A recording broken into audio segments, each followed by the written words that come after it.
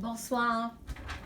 Alors, j'espère que vous avez passé un beau samedi. Il a fait beau aujourd'hui. Moi, j'en ai profité pour être dans les plates-bandes, nettoyer les plantes qui avaient séché l'automne dernier. Puis, j'ai vu déjà que l'ail commence à pousser, les petites plantes commencent à vouloir sortir, puis ça fait du bien.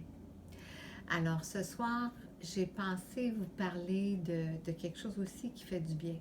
L'autre jour, je vous ai mentionné, je vous ai parlé des pages du matin de Julia Cameron, mais il y a aussi autre chose qu'on peut faire pour apprendre à se connaître, apprendre à connaître vraiment ce qu'on a à l'intérieur de notre petit enfant intérieur, qu'est-ce qu'il a envie de nous dire, qu'on n'écoute pas souvent. Puis on ne sait pas comment écouter également, mais je vais vous partager un outil ou un exercice que j'ai appris. Il y a plein de livres qui sont écrits à ce sujet-là. Vous pouvez fouiller l'Internet, vous allez trouver plein de choses à ce sujet-là. Et c'est quoi le sujet? C'est travailler avec votre main non dominante. Qu'est-ce que ça veut dire? Moi, par exemple, je suis gauchère. Alors, ma main non dominante, c'est ma main droite. Ce qui veut dire que ma main droite, quand je veux écrire avec la main droite, c'est difficile. Je ne suis pas habituée. C'est pas la main que j'utilise d'habitude. C'est sûr que nous, les gauchers, les gauchères, on a été habitués à s'adapter à beaucoup de choses que les droitiers prennent pour acquis. Nous, on a développé des habiletés avec la main droite. C'est-à-dire, c'est ça, la main droite, les gauchers. Mais par contre, pour écrire, pour dessiner, il reste que c'est une main qu'on ne peut pas contrôler facilement. Alors, qu'est-ce que ça fait, cette main non dominante-là? C'est une façon pour notre enfant intérieur de communiquer avec nous. Alors, si on prend le temps de faire le calme en nous, de prendre un moment pour se recentrer, si on peut dire, et lui poser des questions, se poser des questions à nous, et on peut l'écrire, on peut se faire dans notre cahier de page du matin, par exemple, ou moi, ce que j'ai fait, je me suis fait un cahier spécialement pour ma main droite. Un cahier où est-ce que moi, je l'ai intitulé, c'est mon journal, mon terrain de jeu, puis j'ai toute la liberté. Alors ça, ce que vous voyez là, c'est fait avec ma main droite. Alors c'est sûr que ça ressemble beaucoup à un dessin puis une écriture d'enfant, et c'est normal parce que c'est notre enfant intérieur qui parle. Alors, ce que ça fait, c'est... Moi, j'ai trouvé que c'était absolument incroyable comme découverte parce que on se permet d'écrire et de répondre honnêtement comme ce qu'on a à l'intérieur de nous. Notre enfant intérieur va communiquer avec nous de cette façon-là, avec notre main non dominante. On peut dessiner de cette façon-là, on peut lui poser toutes sortes de questions. Ici, je me suis permis, c'est ma main. C'est un cahier, comme je vous ai dit tantôt, c'est seulement pour ma main non dominante. Alors, seulement pour ma main droite. Alors, ma main droite, elle a fait toutes sortes de dessins, des choses. Je lui ai posé des questions. Elle m'a répondu en écriture, en dessin. Elle s'est amusée. C'est vraiment incroyable l'effet que ça peut faire. Et je vous suggère d'en profiter demain. Demain, il va pleuvoir. En tout cas, il nous annonce la pluie. Et c'est le meilleur temps quand on ne peut pas aller dehors et qu'on prend une période pour soi. Vous pouvez le faire, vous pouvez même le faire avec vos enfants pour voir qu'est-ce que ça va donner. Mais c'est surtout pour vous, pour retrouver l'enfant en vous. Lui poser des questions. Lui poser des questions sur pourquoi tu as peur, qu'est-ce que je peux faire pour te réconforter, qu'est-ce que tu as besoin, qu'est-ce qui te ferait du bien, quelle couleur que tu aimes, comment tu te sens. C'est toutes des questions que vous pouvez poser. Vous pouvez l'écrire dans votre cahier de votre main dominante et demander à votre main non dominante de répondre. Et vous allez être vraiment surpris. Si vous jouez le jeu, si vous n'essayez pas de forcer, si vous laissez venir toute seule, vous allez réaliser que votre main va répondre premièrement avec des phrases très très courtes, des fois avec des mots qui vont vous surprendre, et c'est de ne pas essayer de contrôler ce qui va sortir. Laissez venir et vous allez vraiment vraiment être surpris. Moi, je me rappelle d'avoir, quand j'ai fait ça, de barbouiller et de voir qu'est-ce que le message que j'avais me disait. Ça me disait, j'aime faire des tâches avec mes doigts, salir ma page avec des traces de doigts. Je me donne la permission de faire des traces de doigts. J'ai le droit et j'aime ça.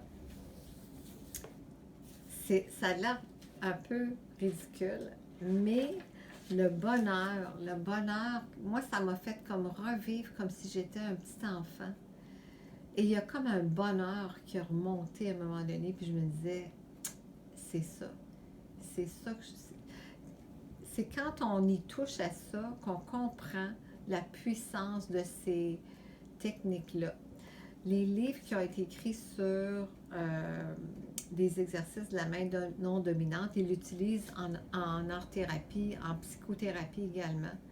Parce que ça va chercher en fait des réponses que notre ego ou notre conscience n'entend pas tout le temps. On n'entend pas notre enfant des fois qui pleure, on n'entend pas, je parle de l'enfant intérieur bien sûr, on n'entend pas souvent ses peurs, ses inquiétudes. Puis nous, comme adultes, de poser la question puis de faire répondre notre main non dominante, on va l'avoir la réponse. Puis ça fait du bien. Ça fait du bien. On apprend à se connaître. Et c'est tout simple. Personne n'a besoin de voir ça. Vous n'avez pas besoin de le partager. Des fois, moi j'ai vu des fois que, bon, mon enfant avait de la peine. J'ai vu des dessins que mon enfant d'intérieur a fait, puis son cœur était en 1000 morceaux. Où est-ce que je peux le trouver, là? C'est vraiment agréable de faire ça.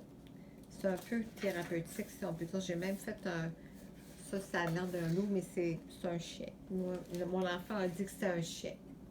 Voilà. On ne pose pas de questions, hein. Il n'y a pas de bon ou de mauvais. On juge pas. Je me suis même fait mon dessin à moi avec un gilet rose. Ah, voilà. Je me suis fait un chat. C'est sûr que là, parce que je travaillais avec du pastel gras, quand j'écris sur les pages, c'est un petit cahier de Dolorama, c'est sûr que l'écriture vient s'étamper dessus. C'est pas bien grave. C'est pas pour mettre sur le mur, là, c'est juste pour s'amuser. Là, on voit mon cœur était en 1000 morceaux. Mon enfant intérieur, il y avait un cœur en 1000 morceaux. Si je lis ce qui est marqué à côté, ça va me dire pourquoi. Mais c'est pas important. Au moins, je l'ai laissé sortir. Puis, ça fait vraiment du bien. Des fois, vous pouvez lui demander quel âge qu'il a votre enfant. Ici, mon enfant a décidé de barbouiller. Ben oui, je ne sais pas si vous êtes déjà permis, vous comme adulte, de barbouiller, de faire des barbeaux, de vous dire, là, je barbouille. C'est tellement libérateur. On est tellement habitués comme adultes à performer, à être dans notre tête, dans notre analyse. Il faut que ça soit beau, il faut que ça soit parfait, Les enfants ne se posent pas cette question-là. Puis de retrouver ça, d'aller toucher à ça. On a encore une partie de nous qui est comme ça. Puis même en vieillissant, je suis certaine des personnes d'un certain âge, comme moi, à un moment donné, on se dit, notre corps vieillit, mais en dedans, nous, on le sent, on est encore comme quand on était ado ou quand on était dans la vingtaine. Bien, notre enfant est encore là. Puis, il faut y laisser une place. Puis la meilleure façon d'y laisser une place, puis de voir ce qu'il a besoin, puis comment on peut l'aider, c'est avec, justement, ces petits exercices-là qui sont vraiment tout simples. Mais il nous parle, il peut dessiner, vous pouvez demander quelle couleur lui ferait du bien. Là, il m'a fait un mouton. Dessine-moi un dessin. Moi, j'avais demandé, dessine-moi un dessin. Il a fait un mouton. Elle a fait un mouton. Parce que c'est vrai, c'est mon enfant. Elle a fait un mouton. C'est... Je vous en parlerai jamais assez parce que je l'ai vécu tellement de fois et ça fait un bien énorme. Allez voir sur l'Internet si vraiment vous êtes curieuse ou curieux tout ce qui s'écrit ou s'est écrit sur la main, les exercices, les bienfaits de la main non dominante. Travailler avec la main non dominante, vous pouvez le faire seulement en dessin. Vous pouvez le faire dans un petit cahier. Ça, c'est un petit cahier que j'ai même décoré moi-même.